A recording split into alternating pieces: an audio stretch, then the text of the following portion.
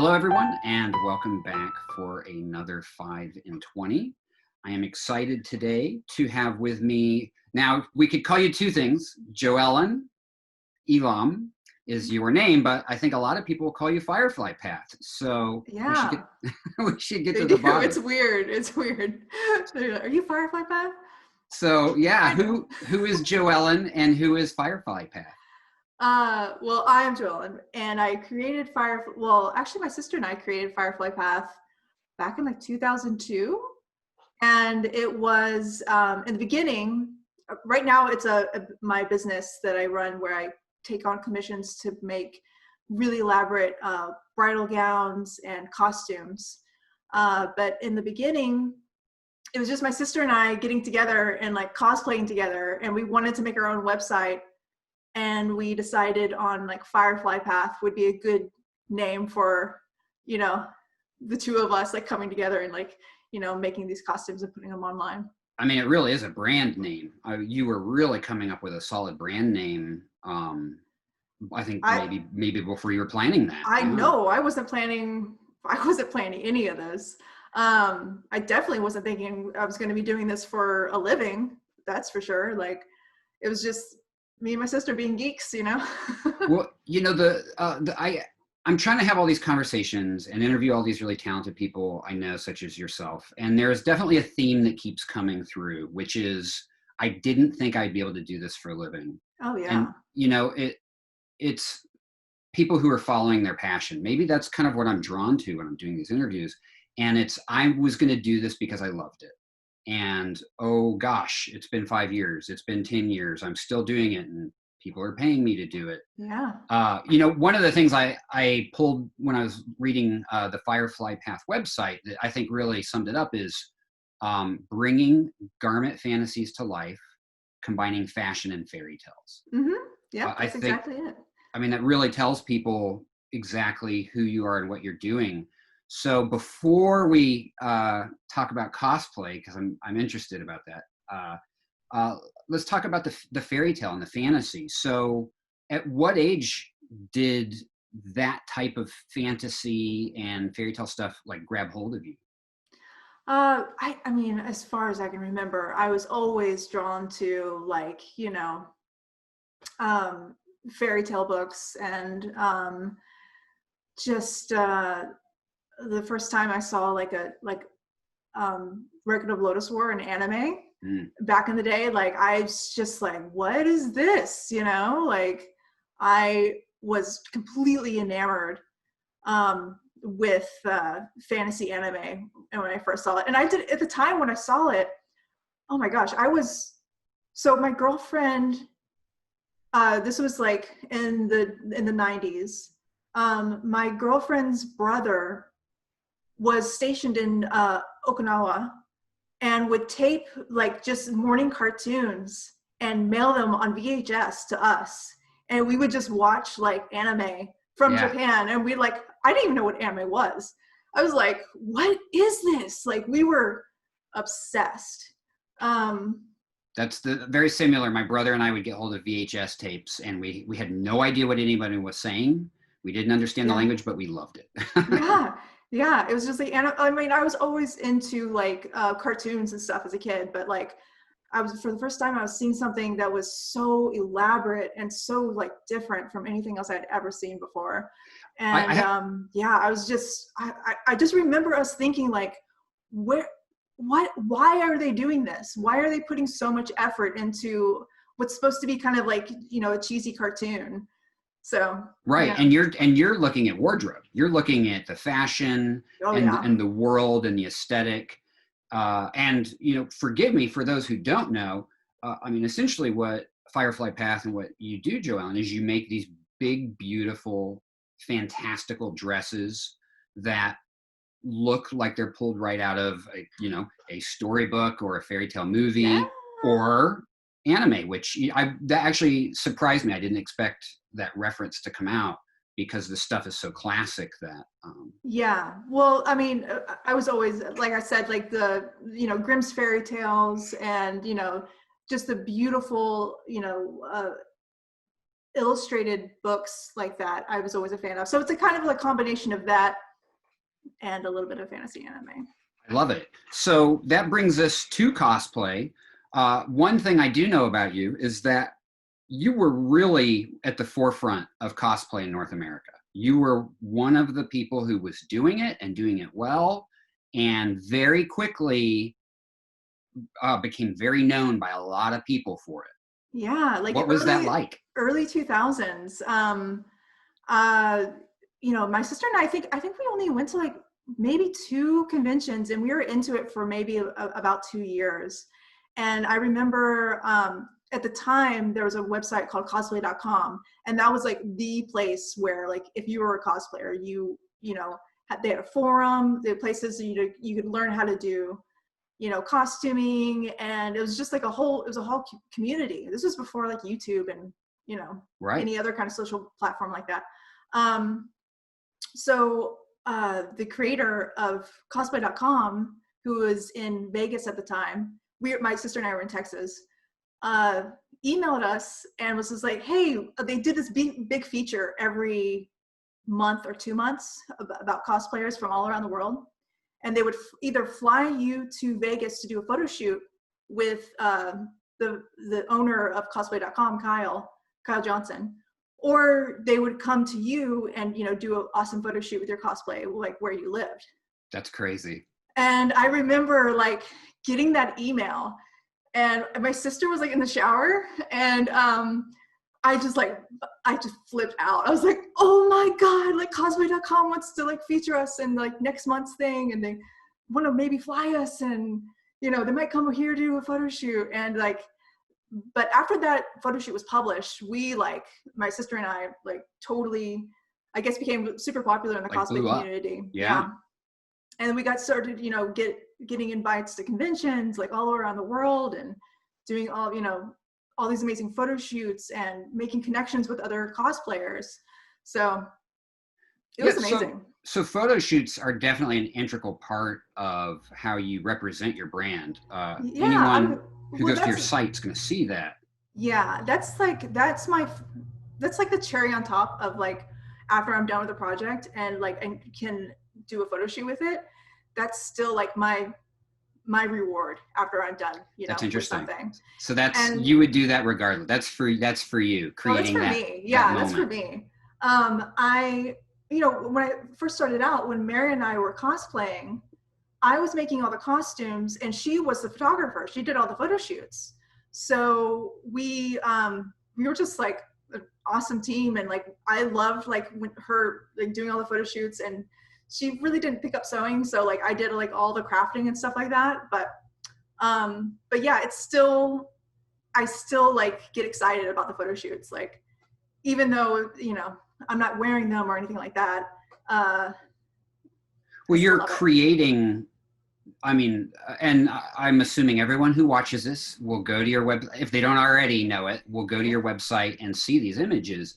You are creating the magic moments in those photos that would have inspired you, you know, before you, like, whoever, you know, the young JoEllen is who comes across these images is going to have these fantastical worlds put into their head from these images you're making. Yeah, that's what I strive for. That's for sure.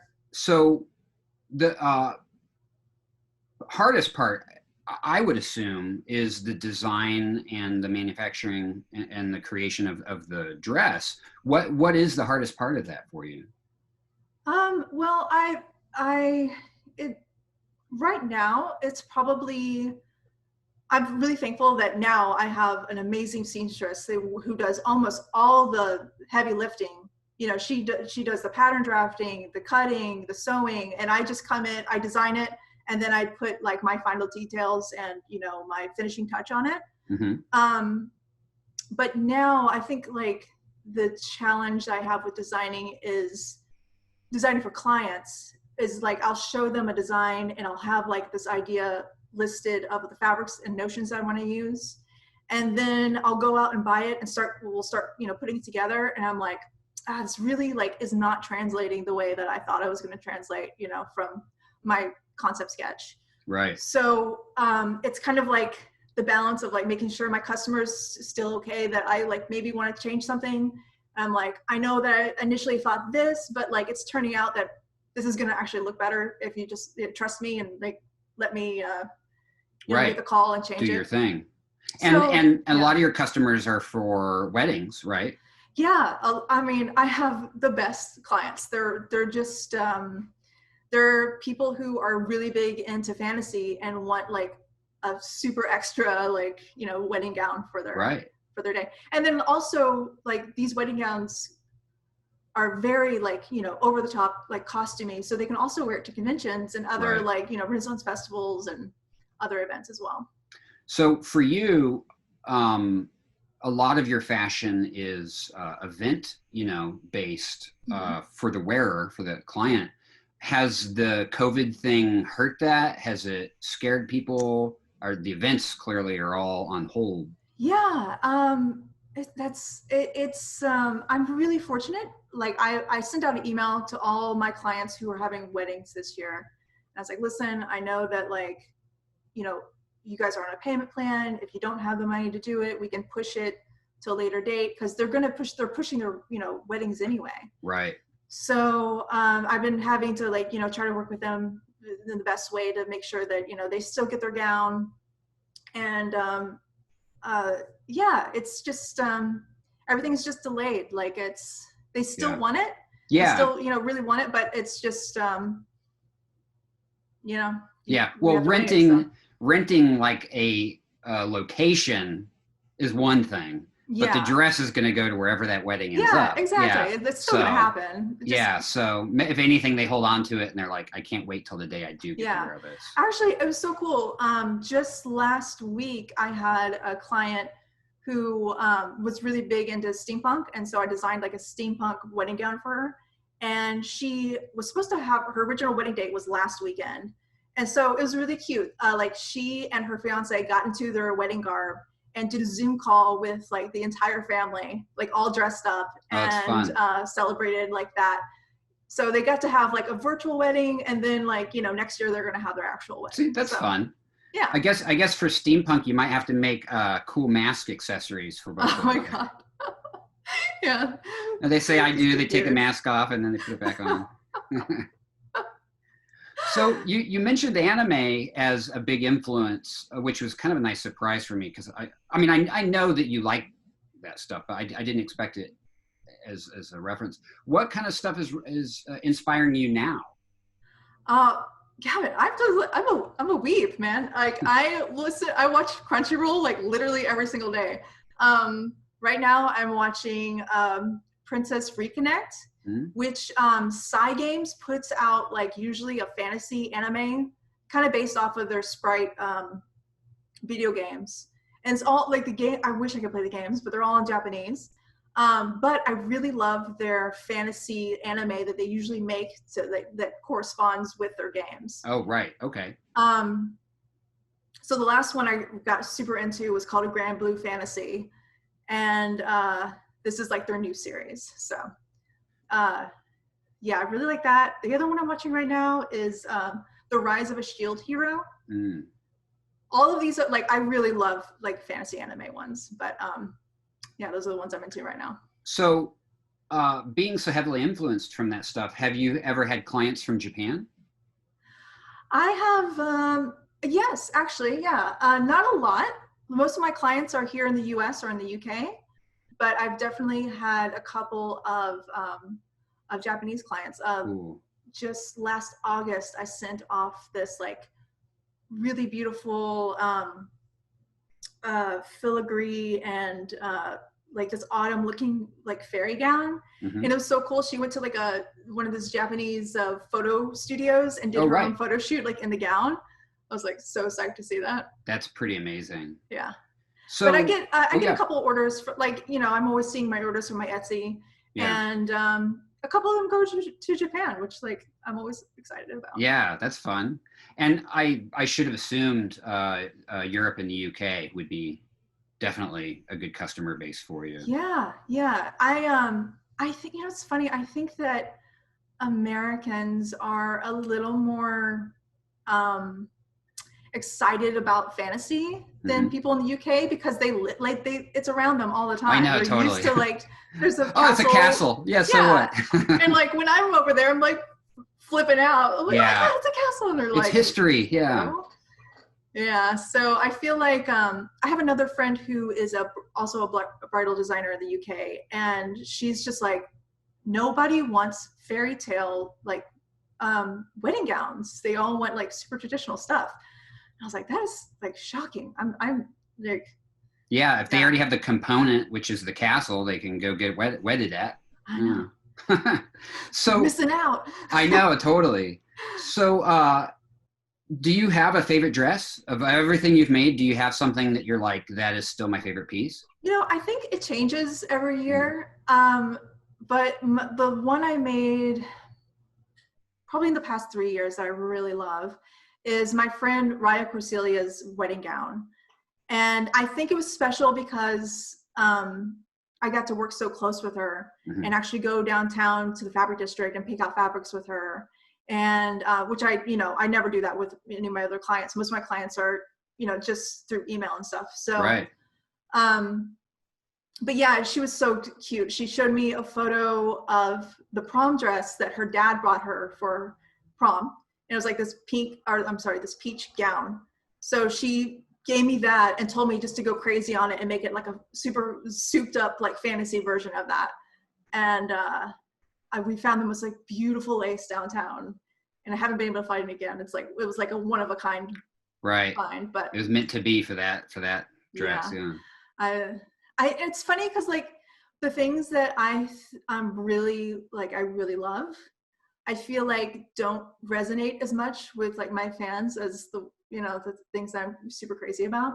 Right. But I think a lot of that is because like there's only so much that can translate through a photo and right. what you're actually seeing in real life. So was there ever a dress that was like just impossible, that was like the biggest challenge and made you want to pull your hair out? Yeah. I mean, there's a couple of them, and they're all kind of in weird ways, like all different reasons that I hated them. Usually I really don't like doing replicas of anime costumes.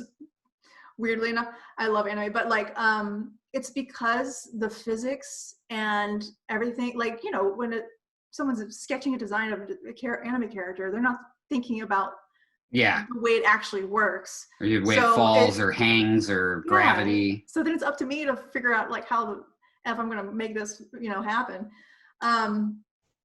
So like there's the last one I did that was really, really complicated was from it was for a friend, and it turned out amazing. I was really happy with the way it turned out.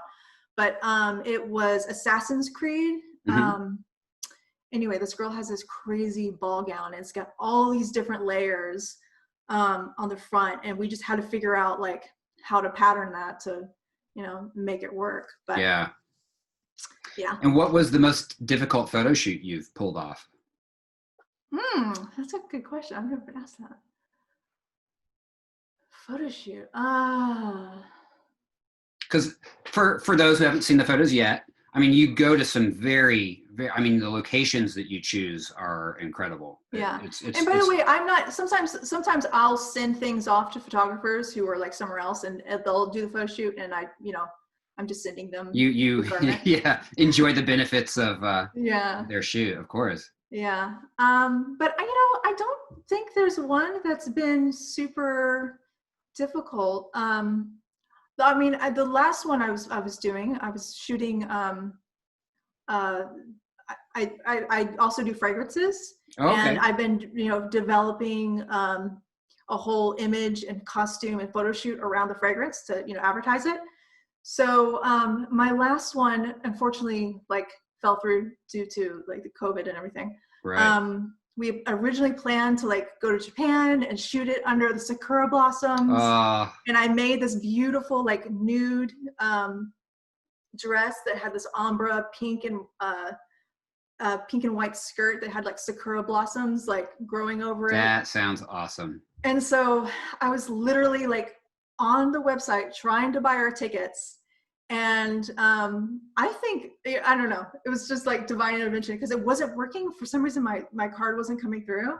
And then like the next day they were like, oh, we're shutting off like all flights to, you know, international destinations. Wow. I was like, wow, okay. It wasn't meant to be at that time. It wasn't meant to be, so. That sounds so cool. I think you have to do it when everything gets back to normal. Oh, for sure. Yeah. And like my photographer that I was like booking all of our stuff for, she never like traveled overseas. So I was like, I was so stoked to like, you know, get to share that experience of going to Japan for the first time with her. Yeah. That would be such a special trip. Yeah. It'll happen. It'll happen. And it'll just be another project. I've never worn a dress before, but if you need a model for that show, have please. You never worn a dress? I'm so I probably have actually, yeah, but not for a photo. Well, no, who knows?